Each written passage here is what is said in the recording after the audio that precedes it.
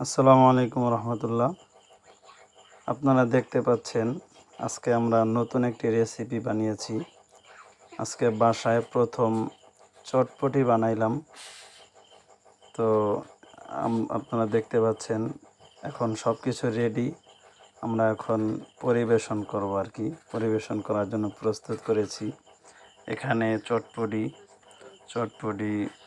যা যা লাগে, ফুচকা, এরপরে ডিম, আরও মশলাপাতি যা যা প্রয়োজন সব কিছু দিয়েছি এখানে। আর এখানে আছে সস, এটাও নিজেরাই বানিয়েছি। তো এখন আমরা খাওয়ার জন্য পরিবেশন করব। তো আপনারাও চাইলে নিজেরা বাসায় বানিয়ে এভাবে চটপটি বানিয়ে খেতে পারেন। দোকানের চাইতে বাসায় বানিয়ে খাওয়াটাও অনেকটা স্বাস্থ্যসম্মত এবং উপকারী বলে মনে করি। সকলকে ধন্যবাদ ভিডিওটি দেখার জন্য।